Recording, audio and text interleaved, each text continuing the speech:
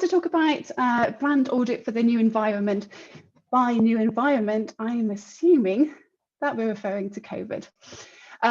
So really this is an opportunity. It's been a difficult year, as we all know, but this is an opportunity for us all to really look at where we stand in the marketplace, how our branding stands out, and to review what's working and what isn't working and make some changes.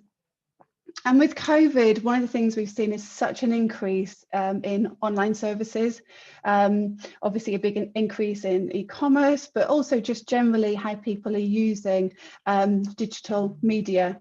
And this is going to continue to change. And even as we get back to normal, whatever normal is, we're still going to continue to see many of these changes. Many people have closed their offices or are now working from home more, or are offering more flexible working. So today we're just going to talk about branding and the importance of auditing your branding. So most people, when we think about branding, I think we think different things. We often think about logos, but it's much more than that. But I put here, obviously, there's a few sort of big brands that you recognize. Coca-Cola, we all know that it's the drink to share. And obviously, they've done a big push in more recent years over Coke Zero and Diet Coke. And I don't know if I'm the only one who remembers those adverts with the "Remember the Diet Coke." Probably one of my favorite adverts. But these brands we all recognize, we know what they stand for. For example, with Samsung, big competitor with the iPhone, we know that if you don't want an iPhone and you want an Android-based one, Samsung has really good offerings. So we're all very clear of what the brand is. And brand is, it's not just about the design, it's about those key messages that we get across to our target audience. And it's making sure that those messages are consistent and it's clear what we stand for and what our unique selling point is and what makes us different from our competitors. And this is important whatever your business is, whether you're selling products or a service. It's really important that people recognize you, but more than that, that they understand what you stand for, what's different about you. And so this presentation is really about looking at reviewing that and keeping on top of it, especially when there's been big changes like there has been this year. So what is a brand audit? Well, this is basically the opportunity for you to review your brand generally, an opportunity to have a look at your brand and how it's performing against your goals and your objectives. It's a chance to make sure that all of your messages, whether that's through your website or your social media, or even your print media, etc., are all in alignment with each other. And I think one of the most important things about a brand audit is making sure that your customers see you how you want them to see you, so that how they perceive you is what you're trying to get across. It's also an opportunity to review what your competitors are doing and to make sure that you understand where they stand in the marketplace and where you fit in with that as well. And I think more importantly, it's an opportunity to review your strengths and weaknesses, just with regards to your marketing, and in particular your brand marketing generally. But before you complete this, before you do a brand audit, it's really important that you're very clear about what your mission and objectives are. And that's the first place to start. So I don't know if anybody's attended my last presentation that I did for the Chamber, but I talked a lot about having a marketing strategy. So we're just going to touch on that a little bit, make sure that before you do a brand audit, you need to make sure that you understand what your key objectives are in line with your marketing strategy. So why is it important to review your brand? Well, there may have been some changes in your company, perhaps changes in staff, the size of the company, perhaps you've grown, perhaps you've decreased in size, especially at the moment. Any changes, also the changes that are going on at the moment, generally out in the world, gives us an opportunity to really just sort of establish where we are. It gives us a chance to identify what needs to be improved. It gives us a chance to make sure that a brand is resonating with our target audience, or not, as the case may be, and if not, why not? It helps us to understand things from our customers' point of view. It helps us to kind of see how they see our brand, because I think so often we're so close to things in our business, we're so concentrating so much on the day-to-day and firefighting that we're not always looking at how people perceive us and how our brands come across and how our messages are coming across. So it gives us an opportunity to step back. Now, with a brand audit, you can work with somebody else, but I believe it's also something you can do in-house. And I think at the moment, it's more important that we take action and make changes rather than sort of making it overly complicated and thinking, okay, I can't really do this because, you know, it could be expensive, or I need to go to somebody else to actually do this. There are so many ways that you can do this in-house by working with your staff, by working with your customers closely. And I think it's more important to get the feedback than to wait till you're in the right position to be able to afford to have, you know, a sort of very excessive brand audit done by another party. I think at the moment, especially with the, you know, the way the economic situation is, it's really important that we're consistently reviewing where we are in the marketplace. So I mentioned marketing strategy. Before you can review your brand audit, and I'd hope that everybody already has a marketing strategy in place. If you haven't, then the first thing you need to do is to put a marketing strategy in place first before you review your brand. This allows you to understand what your key objectives are as a business for your marketing, and understand your demographics, understand who your client base is, who you're actually targeting. It gives you an opportunity to look at what platforms you're going to be using to get in front of that target audience, etc. So if you don't have this, it's going to be really difficult for you to be able to sort of review your brand if you don't actually have your objectives set out in the first place, and you're not understanding who your target audience is, because you can't really sort of compare and check that you've got the right people. So if you haven't got this, the first thing you need to do is put a marketing strategy in place. And if you haven't, I hope everybody has already got that. Then you can then start your audit. And I'm just going to go through some of the sort of key principles in how to audit your brand. The first thing is to ask your customers. Ask your customers and also talk to your team. And you could do this by, again, you could work with somebody else who is not close to the business, so obviously they don't have the same baggage that we have as business owners, or even as people who are working closely in the business. Or you could ask your clients yourself. You could ask somebody within the business. You could set up a survey. You could talk to them directly, but also ask your team, ask your staff, ask any sort of key stakeholders, and ask them how they perceive your brand. How do they see you? What do they think of when they look at your website? What do they think of when they see your marketing material? What do they expect to get from you?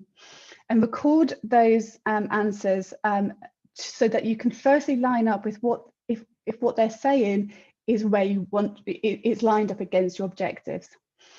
So SurveyMonkey, for example, it's a free tool. There is a paid version, but it is a free tool. So you could add a survey onto your website, for example, or maybe even on a footer on your email, asking people to give you some feedback about your brand and how they see you. You could give them a call. And also talk to your team. So in the past, I've done this with annual appraisals. So we do annual appraisals with all of our team. And then what we do when we want to kind of review our brand and we want to get that feedback from the team is we actually ask each team member to come in on their own and ask them to appraise the company and appraise the management as well. So we do this separate from their individual appraisals, but it gives us an opportunity to get feedback gives them an opportunity to say how they really feel about the business and about management as well. But it also gives them an opportunity to say if they feel that how they see the company is perceived is in line with what they want to do or what they're doing. So it's fantastic feedback, very valuable.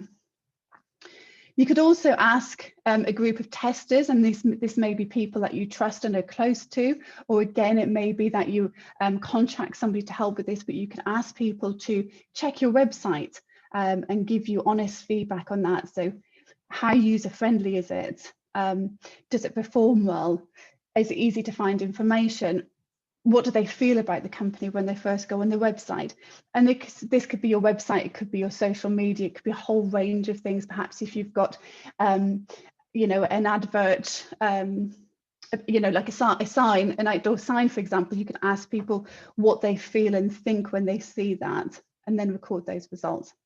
So that's the first place to start, is to ask your customers, ask people, that close key stakeholders, and ask your team.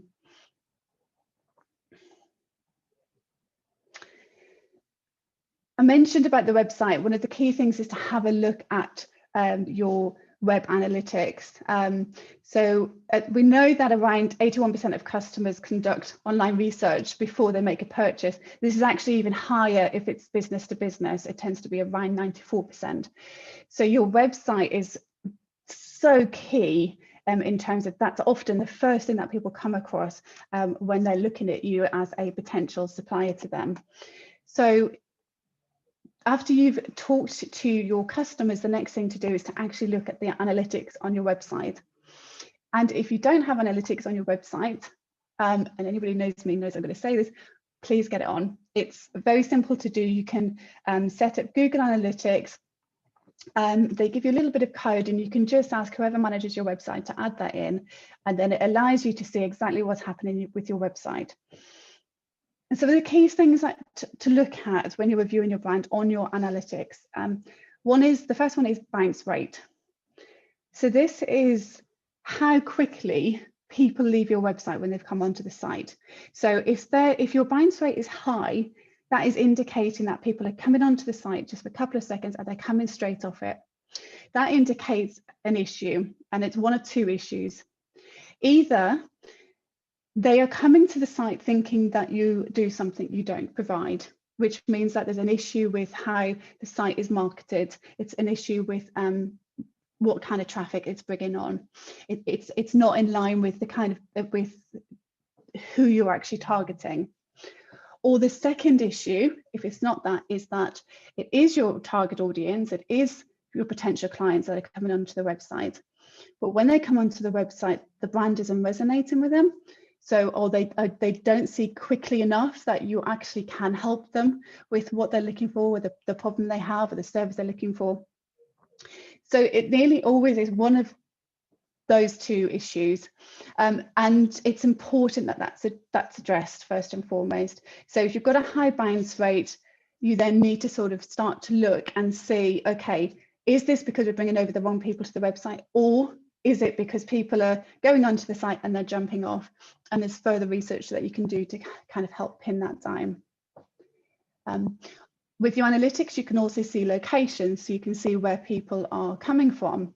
So, so this helps with, again, with who you're targeting. So if you're focusing very locally, for example, or if you're only UK based, but actually you're finding you've got a high number of people perhaps coming from Europe or the United States, etc., again, then you know that, okay, I need to sort of focus, I need to focus the SEO or the online marketing on a more sort of local range and bring that down.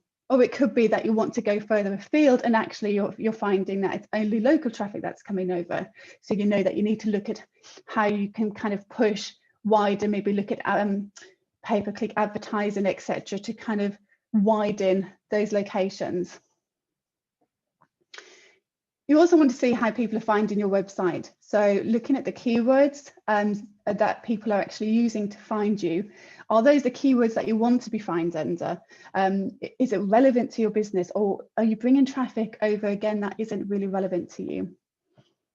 And then have a look at what people are actually looking at, what pages they're going to on your website. How do they travel through the site? So do they going from the home page and into the Meet the Team page, for example? Are they actually getting to your service or product pages? Where did they leave the website? Are they going to contact, for example, or are they filling in an inquiry form? Because this will help you to kind of understand, again, sort of how people are behaving on the site, which will help you to understand if you've got the right people on the site in the first place. We also want to review then what channels are driving traffic to your website. So where are people coming from? Are they coming through organic searches through Google, for example? Are they coming through pay-per-click advertising? Are they coming from your social media? Are they coming from directories that you're paying for? And are you attracting the right type of traffic over to your site? And how are people finding you generally? And then also conversion rate. So you can actually set this up on your Google Analytics, so you can put particular targets in, but you're actually looking at whether people are actually, are those converting into, is that traffic converting into inquiries or even sales? And you might need to marry a little bit of your data together to review this. So you might just not be relying on your analytics, but you may also need to be checking where your leads are coming from.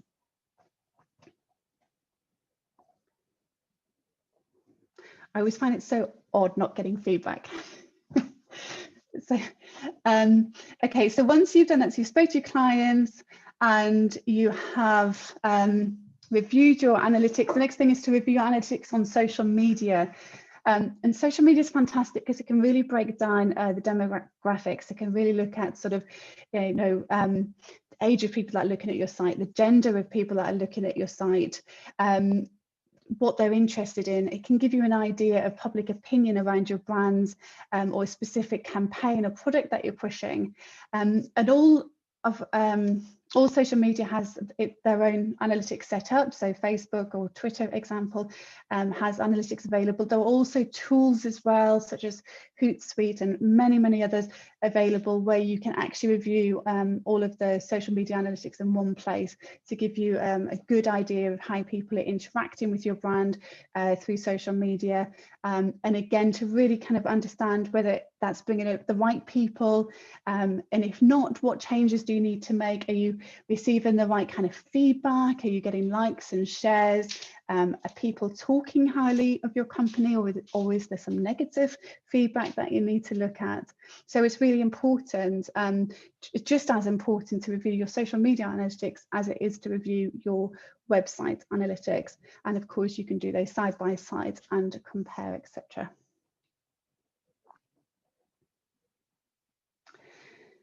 The next stage is to look at your competitors.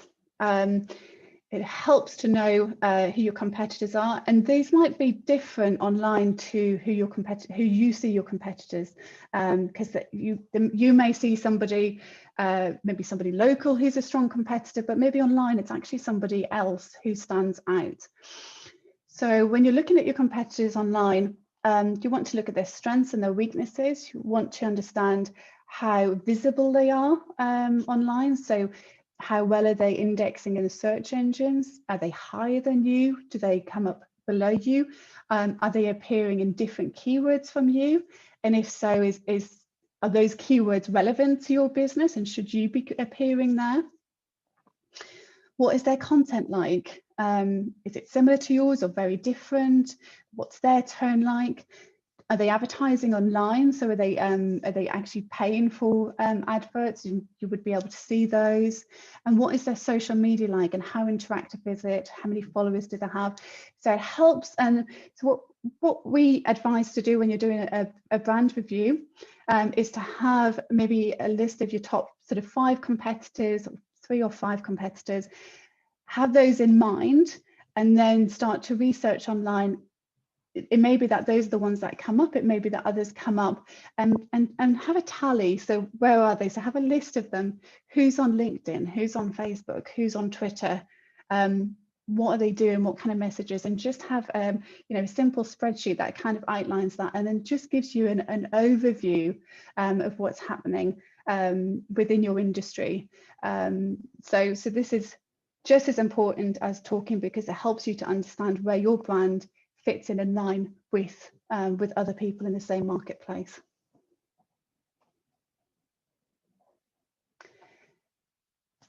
And the most important thing when you've reviewed your audit is to make sure that you action the results. There's no point spending time auditing your brand to just do nothing with it. So you need to make sure that at the end of that you have a list of actions.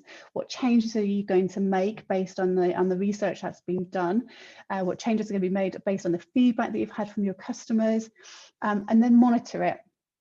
and then review it regularly. So it's not unusual to review your brand on a regular basis, maybe once a year or a couple of times a year. Or, as I said, if there's been big changes and you feel actually maybe a new competitor's come out, and maybe you've noticing that there's been a drop in your leads, then that's an opportunity to say, okay, we need to step back, take stock, and have a look and see what's working and what isn't, and review it. And there's so many tools nowadays to help make this whole process of reviewing and monitoring so much easier. We can get details of everything, especially when it's online. We can understand what's working and what isn't in so much more depth that we've never been able to do in marketing before. So it's a perfect opportunity for us to regularly review and monitor and then make changes to things. And I've absolutely flew through that presentation, and I hope I didn't talk far too quickly. Is there any questions? There is one question. If anyone would like to ask Claire a question, please pop it in the chat box now, and we'll go through them. So we've got one question from Jen. She said, how do you get that information? How do you find out their SEO indexing, for example? Yeah, sorry. So this was when you mentioned about doing the competitor analysis and saying that you need to, where are they? Where's your indexing versus where theirs is? Is that just freely available, or how do you actually obtain that information? Yeah, so it's a case of looking and seeing where people are appearing. So obviously you would look at your competitors online generally anyway, the ones that you see as competitors. So you'd have a look at them, maybe type in some keywords that you feel that they would come up for, that you or that you want people to find you, and see if they come up. So in terms of, you can't see exactly what keywords they're using as such, you can just get an idea of where they're appearing in the searches. There are also tools with Google Master Tools as well, where it does actually give you an idea of who, so under particular keywords, it does give you an idea of what others are using and who else is appearing under those. So there is information in Google Master Tools that can help review your competitors from an SEO point of view. But it's very much a case of researching, so kind of, as I said, just looking and seeing who's coming up. Often people are quite surprised because who they think that are the competitors and who are actually the competitors online can often be quite different. And that's why it's really important to do this, because it may be that you're thinking that you're up against Joe Blogs down the road and that they're your main competitor, they're the ones you need to worry about. But actually, when you start to look at who's appearing, it could be somebody else, and it could be somebody outside of the area that you're not aware of, but because they're focusing on say Hereford and Worcester, for example, that suddenly they're top of the search engines, or maybe they've gone really heavy with a pay-per-click campaign. So you can do this simply by searching initially to give you an idea and see who appears, and then home in and have a look. But you can't see exactly what they're doing behind the scenes, but you can get a very good idea of what keywords they're focusing on based on where they're appearing. That's what I thought. I just wondered whether you had any sneaky little bits of software that would let you do that, but no, so it's not. There are tools out there. We tend to still do it manually because I think it's probably more reliable. But do use Google Master Tools, because they are fantastic. So there are things that can come out that will help with your competitor analysis. But most of it's manual, and I think it's important as well to do it manually, because you learn so much as well. Whereas I think if you're just looking at a report, a data report, and there are tools that do automate it, I do think you start to miss quite a bit that would help you going forward. So presumably you'd ask your customers firstly, what sorts of searches are they searching, and then you would then use those search terms and see basically what happens. Yeah, so it's a bit of both. So I always say to people, have a list of the keywords that you want to be found under, because it's really important that you start with, this is ideally what I think I should be, not least because it helps you to know if you're lining up against what people are actually using. Then ask customers what they would use, But then there were also tools then within Google that you can actually see what people are actually using. So you can put your list of keywords in, for example, that you feel that you want to be found under, and it will actually come back and say, actually, there's not many searches on these ones, but these are the ones that are coming up which are related to that. So so it helps you to kind of pin it down, because often what people think they should be using to be found under, it can be different to what people are actually searching for. Yeah, I don't know if I explained that very well. It's quite a complex subject. Yeah, no, I know what you mean. There's the keyword tools, which gives you the search engine numbers and things like that, and then all related searches. So no, that makes sense. Thank you. Perfect. Thanks, Jen. Thanks, Claire. We've had a surge of questions, which is great. So I'm just going to read through those. So we've got a question from Lizzie, and she said, thanks, Claire. What about branding and images in LinkedIn posts? That's a good question. So could do with a little bit more in that question. Who is it who asked that? Lizzie, if you want to unmute yourself, please do if it's easier. Thanks, Claire. I think I'm just aware, when I do most of my work on LinkedIn, as in sort of my branding, but I'm very much like a lot of people who are their own brand, like I'm a coach. So it's getting that difference between the brand as in the logo and that kind of thing versus I am the brand. So being consistent in your messages. But it was just a question whether, as part of the brand as in logo, should we be putting that on our images to create the brand, or are we the brand because that's who we are, if that makes sense? Yeah, no, it does. It's a really good question. Okay, so it's an interesting one, because LinkedIn is about your company brand, but it is also about the personal brand, and personal brand is often to a large degree part and parcel of your brand, especially if you're a small company or if you're the face of the company. I think I would have your logo as many places as you can. So I think if you can tie it in, you should tie it in. But you will also have your kind of own personal brand coming through on your own LinkedIn profile. But at the end of the day, you're promoting the business. I think it's really important that you have your logo and make sure that those messages are consistent. One of the interesting things with LinkedIn that often happens is, you see it more often probably for larger companies, is that there'll be many people who are representing the company, and they're not really sort of considering that. So they'll have their own LinkedIn profile, they'll say who they work for, they'll talk about what they do, but there isn't consistent messages coming across. So it is really important that your company page and your own profile and anybody else's profile who are front ending the business, that those messages and what the business stands for are consistent across the board. So even if that means you have a statement that you say to people, you don't want them to sort of use it word for word, but to kind of make sure they're getting across the overall, the overall key messages that you want to get across to your target audience. I think that's really important. And the same with the actual images. So having a pool of images that you're using, that you're sharing. So yeah, I think it's important to push the company, but you will have your, especially if you're the company owner, you will have your own personal brand there as well. You sort of kind of need to tie the two together. Don't know if that answers your question. Thanks, Claire. That's great. Thank you. Lovely. Thank you.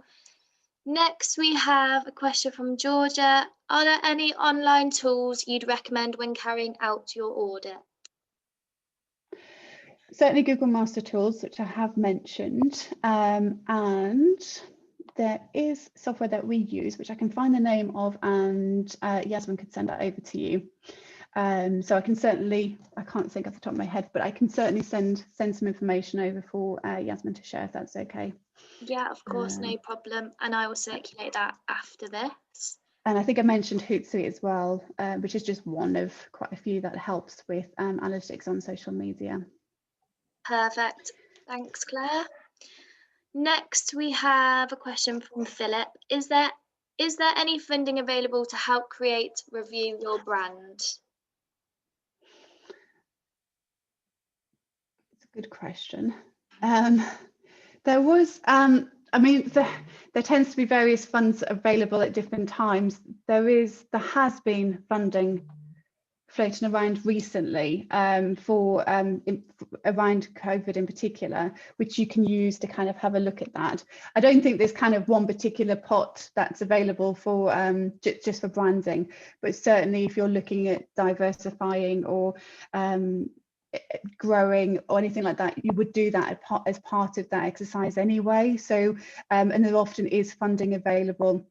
I think Yasmin probably would have more information about what funding's actually available. I can find out. I will find out. The Sustain and Grow, maybe. Ooh. That's the new one, isn't it? That's the one that's been released. Is that the one that's been released because of is that the one through the Marches Hub? I think it is, yeah. I know I deal with Wendy Garrett at the council on that, and we had some marketing support around from that part of funding, and we used it for some form of marketing support, which you could engineer towards this, because obviously it's about revamping in the current environment, and that would probably be okay. That's definitely what I was thinking of. The other one, which I think is still available as well, is through Herefordshire have some available for business reviews, so which often a business review covers a brand audit as well. So I know that there's they provide free consultancy, and then they provide a voucher that you can use towards implementing something that's come from that review as well. So I know there is some through Worcestershire, but that's in particular for Herefordshire though, not Worcester, I don't think. Okay. Philip, if you speak to your local growth hub, I'm sure they will point you in the right direction as well. And if you need to know who that is, please let me know and I can send you the details for that. Next question is from John. If you could only do 3 things right, what would they be?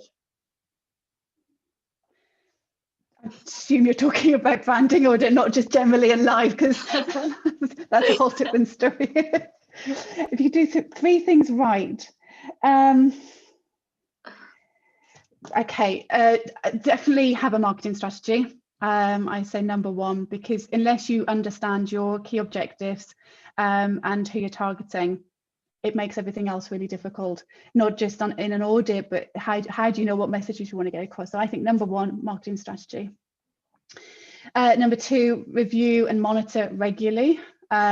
So keep going back to your strategy, audit on a, when I say, I don't think you need to do audit that's on every month or every couple of months, but certainly regularly review it, especially if there's been changes. And if I was to take one of the, if we take the audit, the brand audit generally, I think the most important thing from that, if you didn't have time to do an entire audit, I would say talk to your customers. Talk to your customers, talk to your stakeholders, because they're the ones who can tell you exactly from their perspective how you look, and you know how you want to be perceived, but they can sort of confirm whether that's the case, which will help you to make those changes. Does that answer the question? I think so. I thought that was answered really well. So thanks, Claire. Thanks, John. Next, we have a question from Paul. How difficult can it be to change the keywords you're found with, and how long might such a change take? That's a good question. Okay, if we're talking about organic search engine listings, it can take quite a while. It can take anything from a couple of weeks to a few months to change. Now, if you are starting SEO, so search engine optimization, for the first time, so you've not, if say for example it's your first website that you've launched and you don't really have a history with a domain, it can take, it's certainly, we would say, allow 2 to 3 months really to start to get those keywords established. And then if you're looking to change them, I mean, adding keywords in, you often see changes happening quite quickly. So normally, if your site is well established within the search engines already, then often those changes can come through quite quickly, so within a couple of weeks. But we always say you could be looking at anything from 2 weeks to 2 to 3 months, depending on what they are. You also need to take into account as well how competitive keywords are.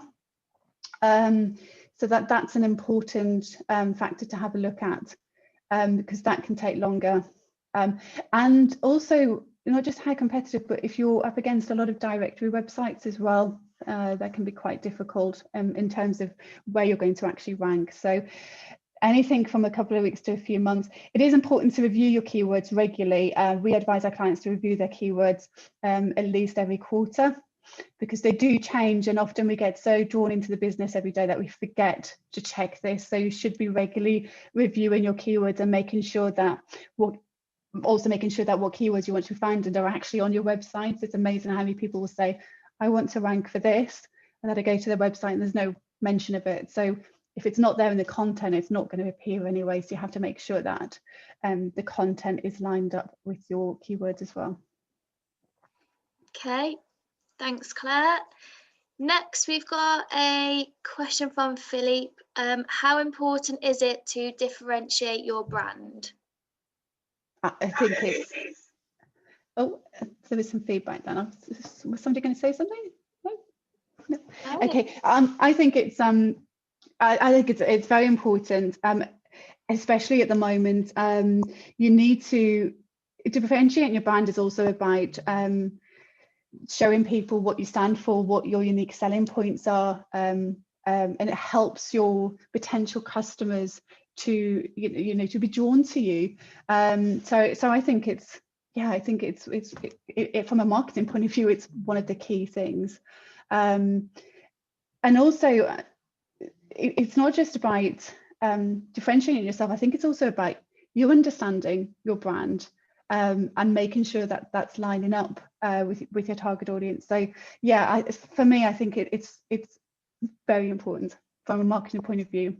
One of the key things. Great, thanks, Claire.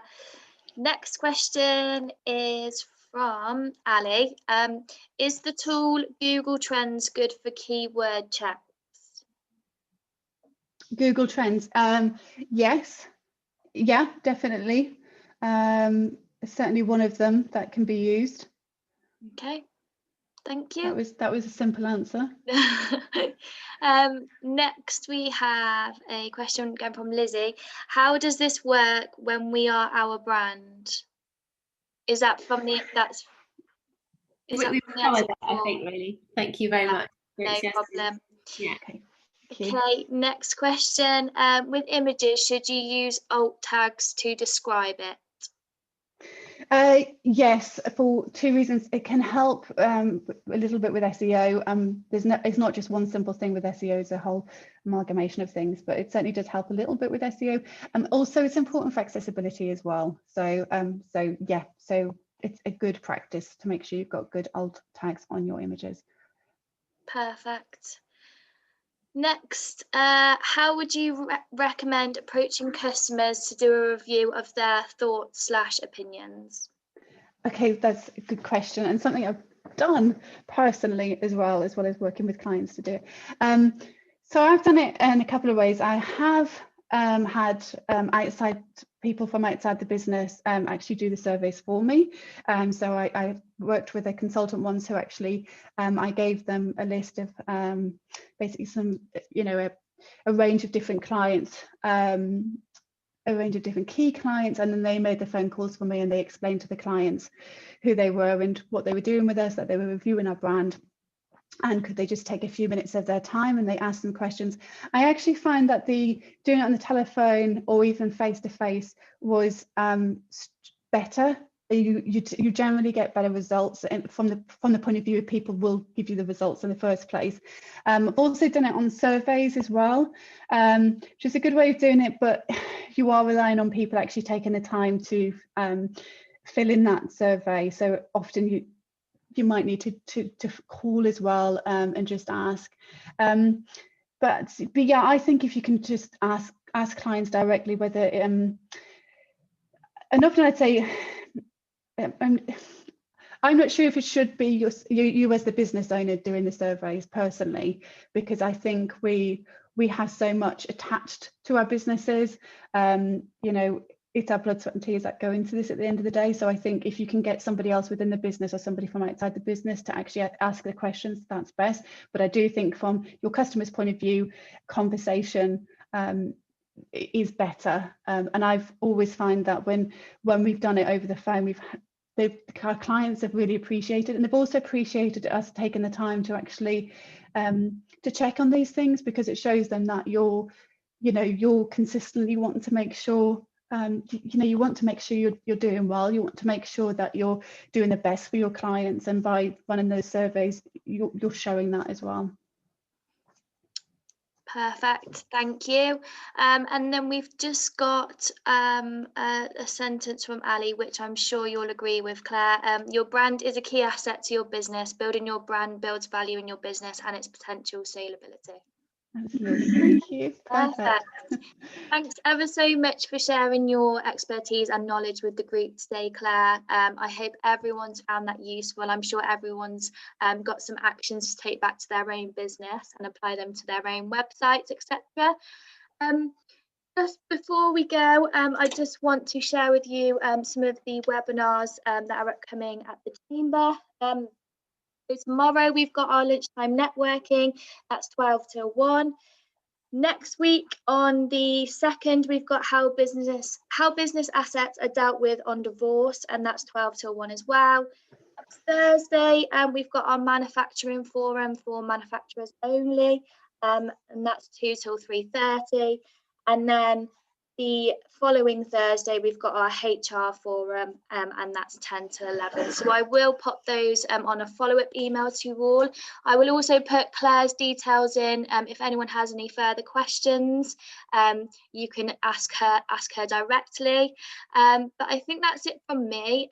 Thank you all for joining, and thanks again to Claire for sharing her knowledge. So see you all soon. It was great to see you, and have a lovely afternoon, everyone. Bye.